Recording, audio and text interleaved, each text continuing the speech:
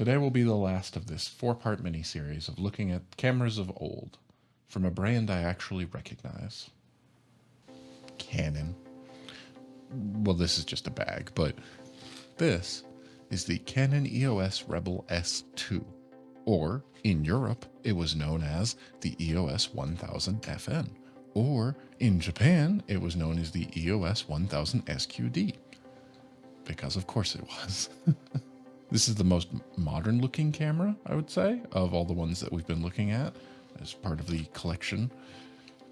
It definitely has that feel, more modern type of camera to it, similar to the Canons that I started shooting on. This released in March or April of 1992, depending on where you look online, but from what I can find from Canon's official website, 50,000 yen, which would be 57,000 today, which is equivalent to $366.60. Wait, that's it? That's not a lot. I mean, it's still a considerable sum of money, but for comparison, most of the cameras I've been using have been considerably more than that. The most recent two I've bought have been Sony, not Canon, but they've been $2,500 and $3,900 each. So this was more of an entry-level thing, which the last one I bought that was entry-level that was new is currently recording as a top-down view, and I think that one was around $600. Interesting. Usually it's more expensive than that. Now, when I started looking things up about this and kind of researching it, I mentioned here, this is just kind of an overview, like we talked about in all the other videos, but just in case you're only watching this one, I'm not doing a huge deep dive into this kind of stuff. I'm just looking over what I find interesting from a surface level. A lot of what I saw online was about the built-in flash. That was popular. That was a thing that definitely happened, but it seems like the major upgrades was the generation before. This is the 2. On the 1, there were things like a motorized belt drive for winding and rewinding the film. That motorized belt drive gave it a speed of 3 frames per second, which was faster than the competition. Which actually brings me to a neat little feature I found out about the previous generation of camera. I don't see any evidence that it's still a part of this, but Canon did this thing where they put a barcode scanner, and then they would have example photographs that you could go see in person at a Canon store, or maybe they came with the camera. I couldn't really find any definitive evidence of that specifically, but it's not that old. There might be people who had that and used that technology. Anyway, you would scan that barcode, and it would transfer the settings used for that photo onto your camera. So for example, for me, I'd probably be looking at a wildlife photo that someone did and wanting to duplicate that and do it myself. So I would use this barcode scanner to scan the barcode on the photo, and it would tell me, it would set the camera to the shutter speed that they used and the aperture that they used, and whatever ISO, all those kind of settings. It's a really neat concept that I think is interesting, that clearly, as I said, I don't see any evidence of that here. There were images online of where the barcode scanner would be. I'm guessing they dropped that after that generation, which is a shame. But I get it. I can't see why that would be useful. You could just share that information, or it's in the metadata on a digital camera, right? We're still talking film. Keep that in mind, Michael. Yeah, it's pretty bare bones, I'll say. You just shutter release, you've got a selector wheel, you can put all your different settings on here. I mean, your different modes. This is pretty familiar from everything. I recognize, the running person, if you're trying to do like sports or something quick moving. Macro is the flower. I had a Canon camera first, so these are pretty familiar to me as to what all these buttons would be. That being said, I did not understand the SF button. Was that exclusively for taking photos in San Francisco? No. This was a neat feature, and we can actually learn a little bit more about it in the manual, which I happen to have. Good to know, this camera is not resistant to water. Probably another reason why it was on the cheaper end. I know that there are ones, most of the Canons I bought were resistant to water. Now, I don't know if someone went through and did highlighter on this, or if this was them being like, here's the important parts, considering it's not immediate. It does look hand and there's marks of it. I think whoever owned this camera before me, which I don't have any information on, unfortunately, actually went through and was highlighting things that were useful for this information. Now, the SF is a soft focus. This is a neat little feature on the dial. I'd never thought about this. I never even considered it because I've never done portrait photography. But when you took one on the SF mode, it would take one photo in focus, nice and sharp, then purposely bump the focus off very slightly and do a double exposure so that the image would be softer. Portrait photographers probably know that and were manually doing it, and Canon just went, oh, we'll just build that in. I've never played around with any of the settings on a camera for portrait stuff because I've never had the opportunity to do so. So that would be interesting to know if that feature exists on all the modern cameras as well today. That's interesting. Things I never thought about. Film passing through X-ray examinations at airports may be exposed and ruined, even if loaded in the camera. Request a hand-checked inspection to avoid damage. I did know aerosol spray dust removers are not recommended for the shutter curtain. And actually, on that note, while I was looking it up, especially on Wikipedia, apparently a known problem happened to be with the shutter getting damaged, oil on there and things, and then it would not properly shutter. This one seems pretty clean. And I'll be honest, I think it would be cool to take some photos with these cameras, obviously, but I don't have any film, and then I would have to go find a way to get that developed. It's not impossible, but yeah, looks pretty similar. I mean, just looking at it here. For now, it's going to sit on a shelf, but that's not all we got with this. I never considered how people would carry rolls of film. Like, I carry extra batteries. I don't really have a need to carry extra memory cards. I do in a bag, but extra batteries go in a little pouch on the belt. This would be how you would carry rolls of film. You have a little belt holder, or it would go on the strap for the camera, and you'd have a little extra one, just a little leather pouch. This is cool. We do have some batteries, the 2CRF. That's a 5. The 2CR5. Never heard of it before, never needed it before, but evidently by this point, whoever was using this camera had a lithium-ion battery as well. I highly doubt that there's any charge that it's actually going to do anything here, or if I can even get it open with these gloves. Oh wow, look at that. Okay, so we did have some batteries here. There's a pack of them in here. Somebody was keeping them there in case they needed to use the camera. And there was also a lithium one that I just popped in. I had no expectation it would turn on, but it actually did. I'm kind of surprised. Kind of need a lens though for it, right? Now in the bag, there was this. This is a Canon 50mm lens with, let's see if the camera will focus. It will not. A Nikon LMC Sky filter on it, but a Canon lens, 50mm, and that FD is actually important because I went, oh, sweet, a Canon lens. That's really cool. 50mm, I could definitely put this to use looking at it. FD is the lens mount. Michael, this is before your time. I did not have any Canon cameras that use an FD mount. So it's a neat piece. Maybe I'll get a camera one day. This does not use that. This was just in the bags.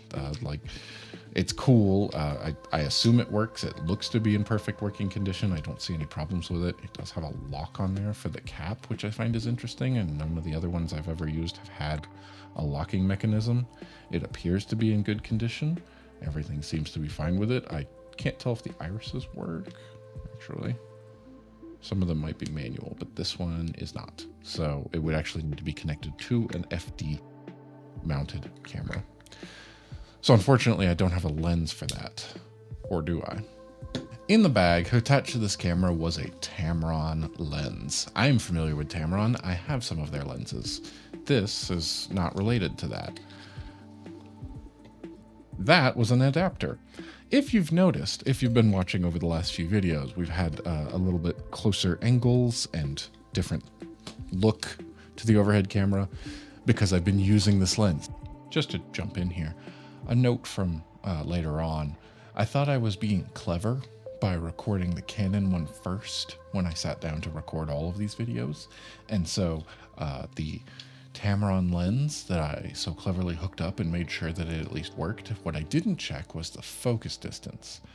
And as far up as I can get it above me, currently, I would like to actually get like a real mounting system at some point. But anyway, it basically can barely focus on something completely flat on the table, as far up as I can put it. Yeah, that's kind of how that works. Unless you zoom all the way out, in which case you can see every bit of the table, which does us no good. So my idea didn't quite work, and I guess I am now in the market for either a EF lens with a much shorter focusing distance or an EFM lens that is telephoto to get closer. But that means that the other videos, you already know if you've seen them all, they weren't nearly what I was thinking. But this Tamron lens can join the Canon camera on the shelf. This is an EF lens, which means that it can function and work with modern cameras.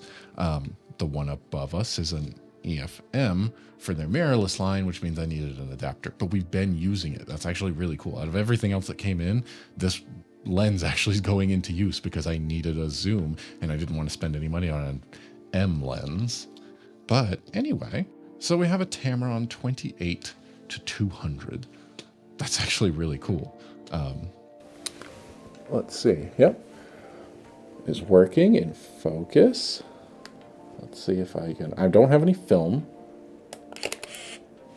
but it does work. That was a click of a shutter. All right. So this is a functioning, working camera still. That's really cool to know.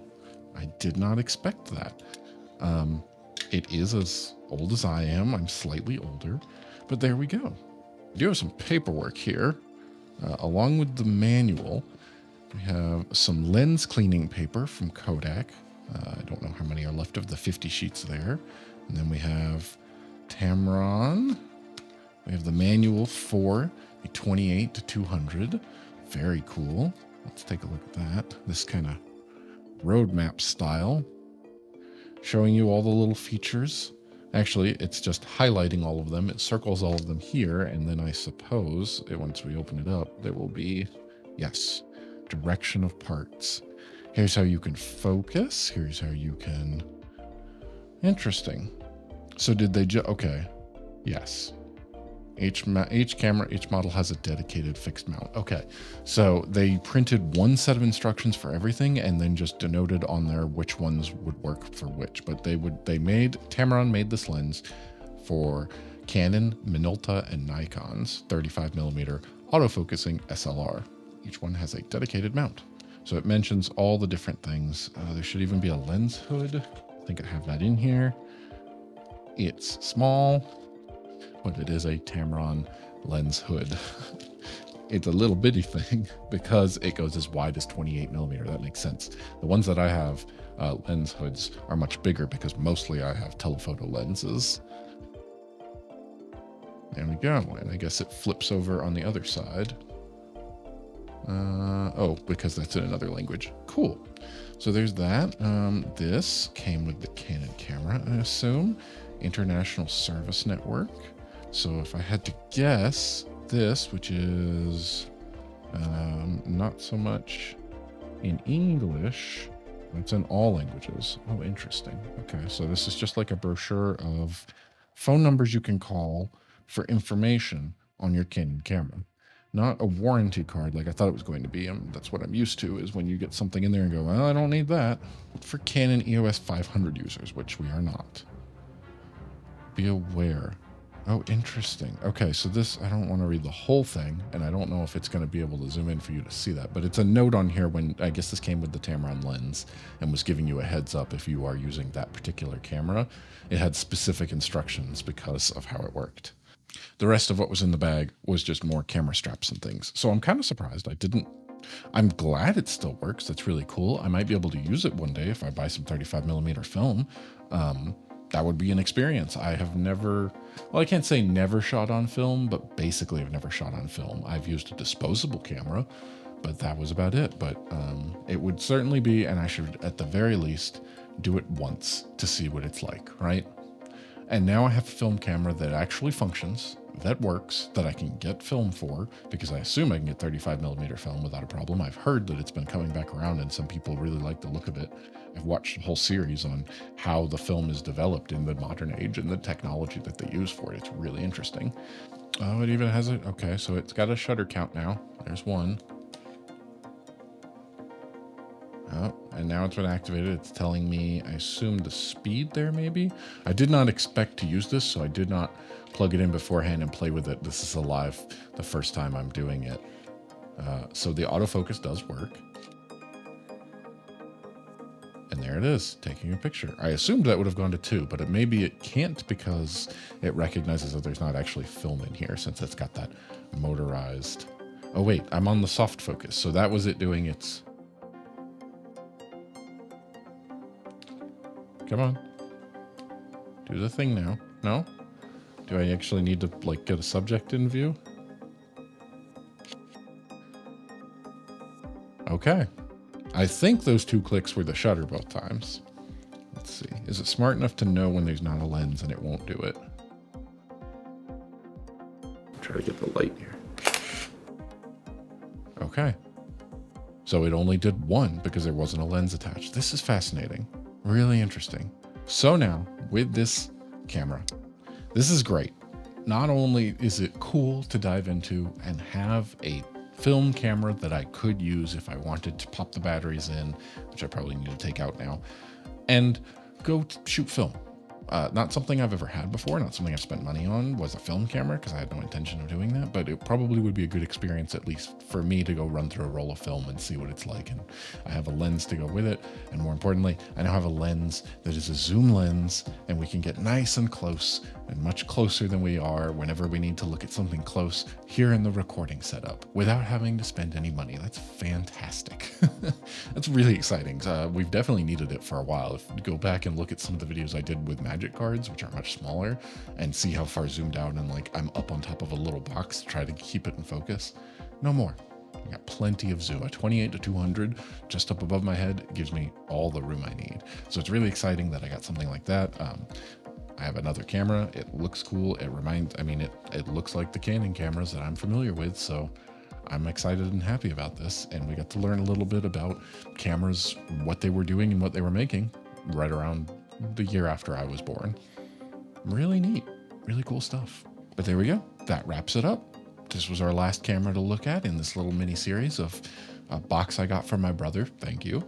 And it's going to live on a shelf. And I enjoyed the time I got to spend researching and kind of learning about camera technology from before, not I was born, but definitely before I ever used a camera. I think it goes without saying, but this entire thing has been something that I really like.